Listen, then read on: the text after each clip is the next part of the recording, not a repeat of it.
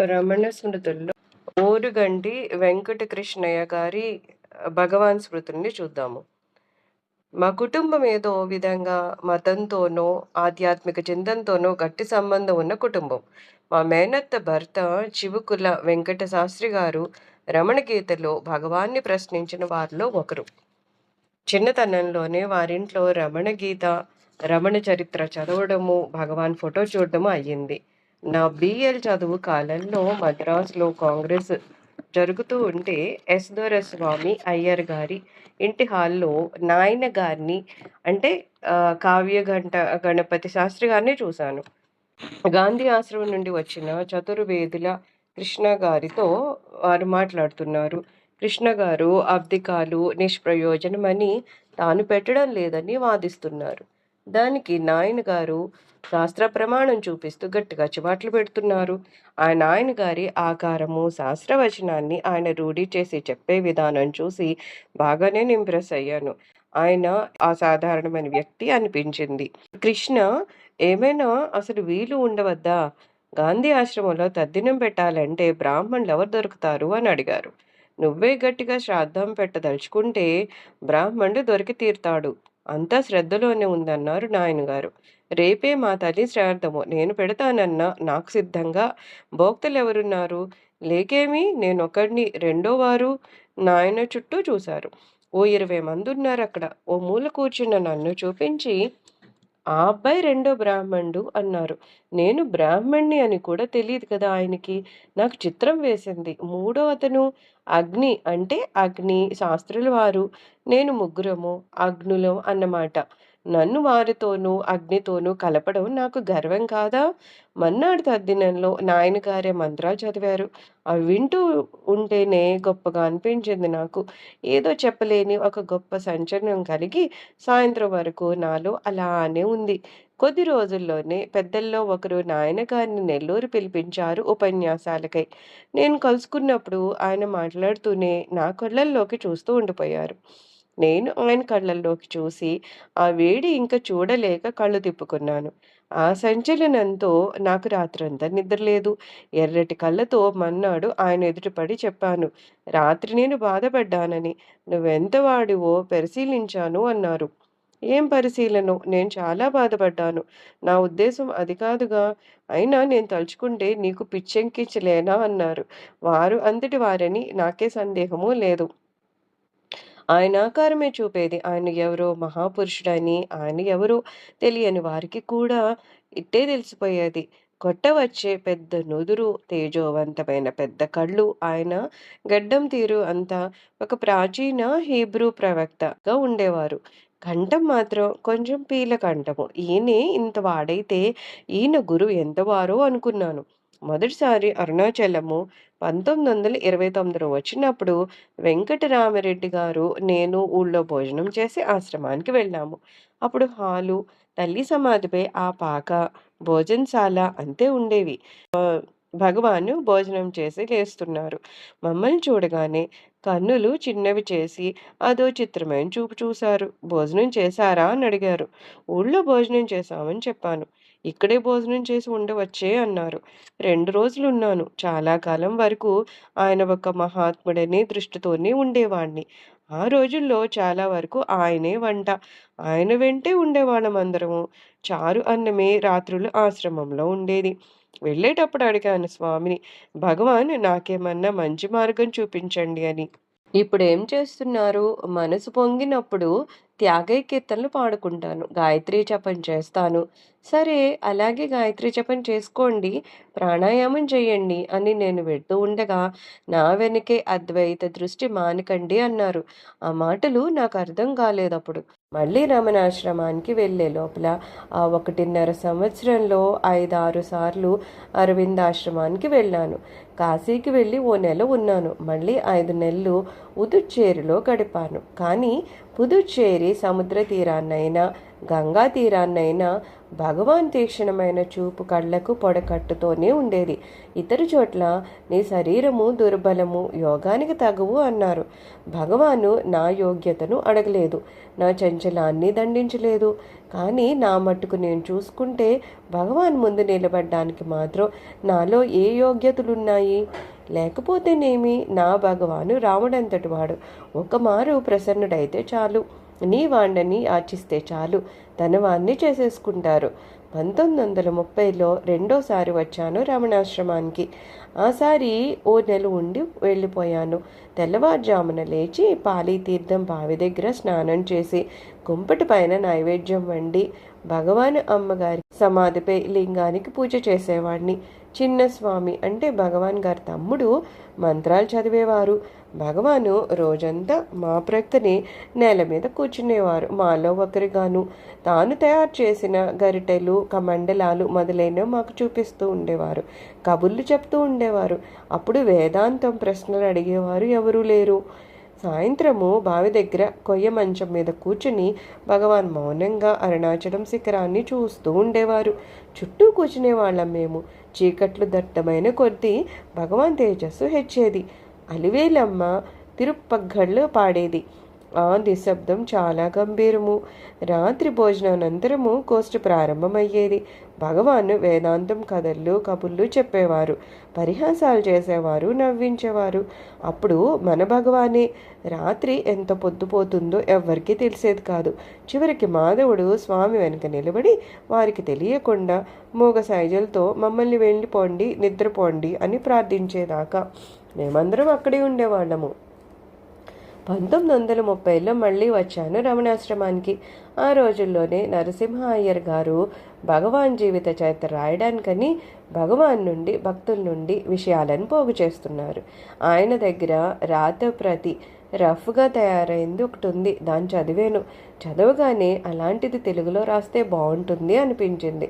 భగవాన్ అనుజ్ఞ అడిగాను, రాయమన్నారు.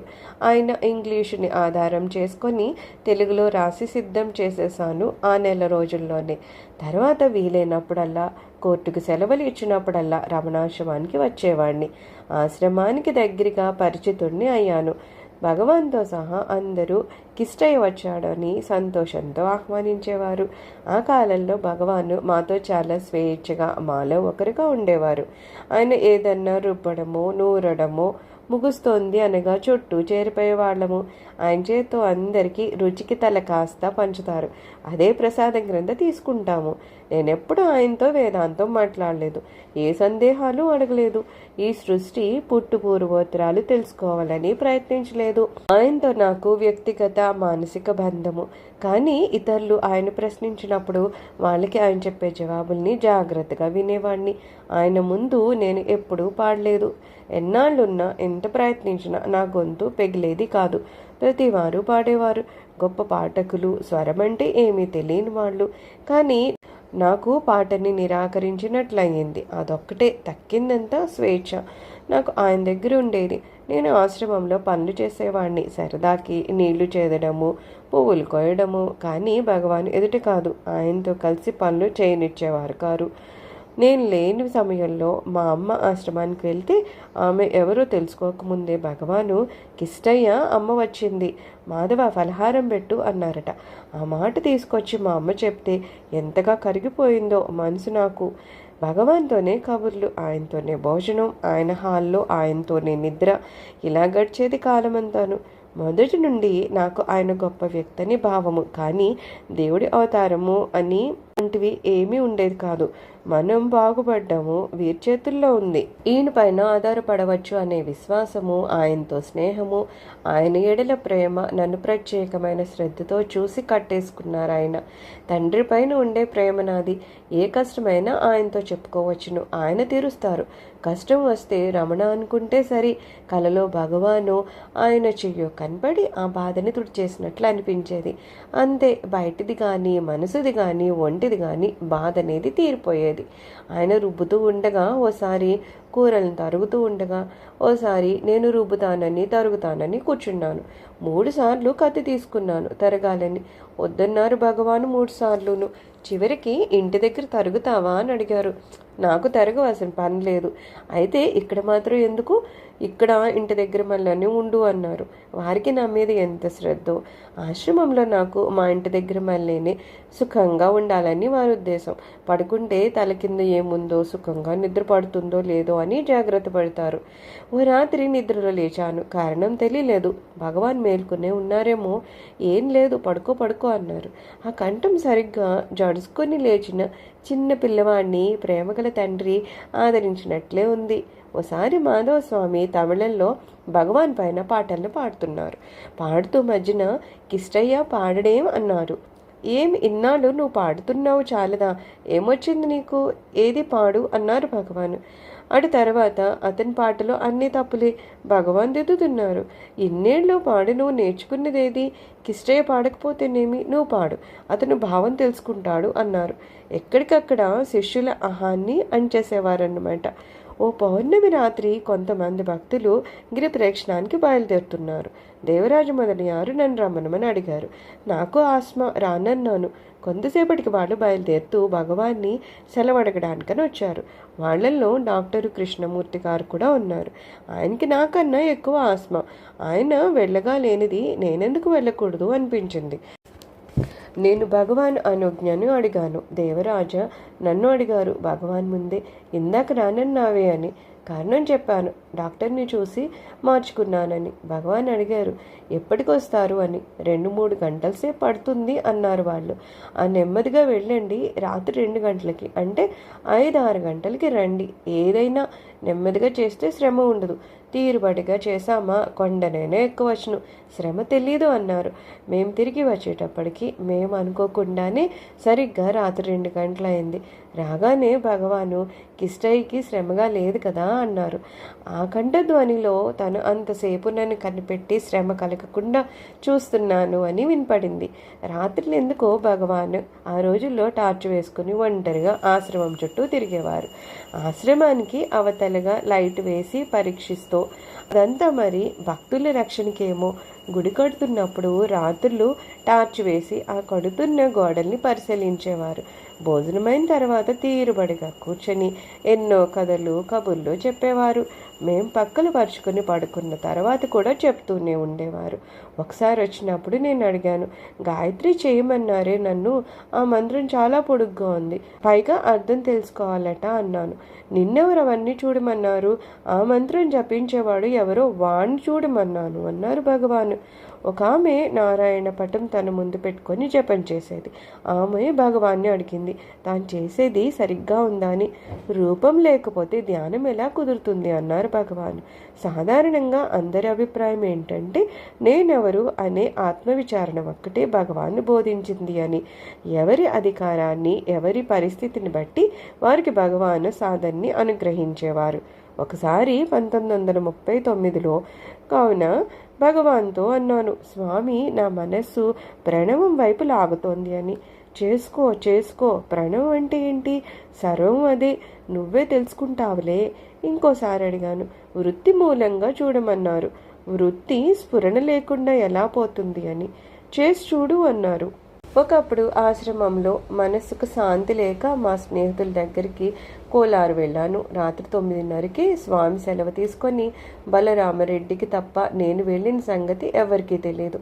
నేను వెళ్ళిన ఉదయమే ఒక నెల్లూరి ఆమె ఆశ్రమానికి వచ్చింది. నేనున్నాను కదా అని ముందుగా బస ఏర్పాటు చేసుకోలేదు. నేను అక్కడ ఉన్నాననే స్వామిని అడిగింది ఆమె.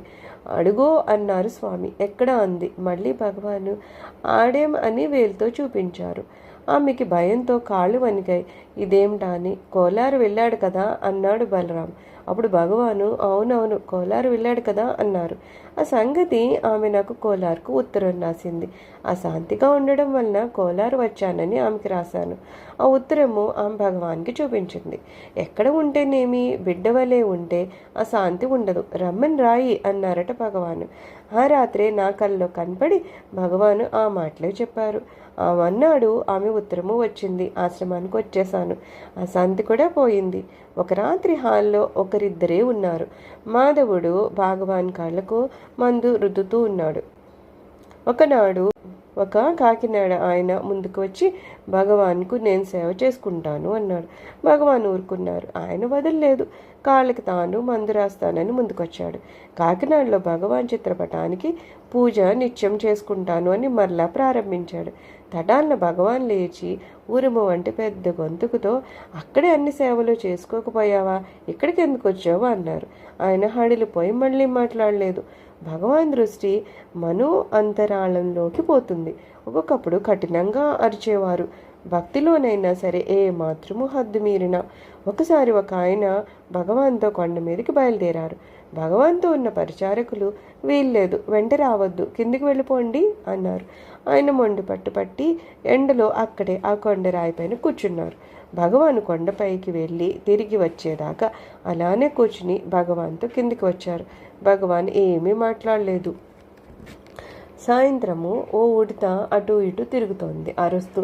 పొద్దున్న కొండపైకి వెళ్ళిన ఆయన, పాపం ఆ ఉడతకి దాహం కావున నీళ్ళ కోసం వెతుక్కుంటోంది అన్నారు. దానికి భగవాను, అవును, మీకు ఉడత పైన దయ, దానికి దాహం వేస్తే మీకు గుండె కొట్టుకుంటుంది. భగవాన్కి అంత మాత్రం కూడా భక్తుల పైన దయ లేదు. వాళ్ళు ఎండలో కొండరాళ్లపైన కూర్చోవచ్చు, ఆయన గుండె కొట్టుకోదు మీకోసము అన్నారు. సర్వం శ్రీ రమణచరణారవింద అర్పణమస్తు. లోక సమస్త సుఖ్న భవంతు.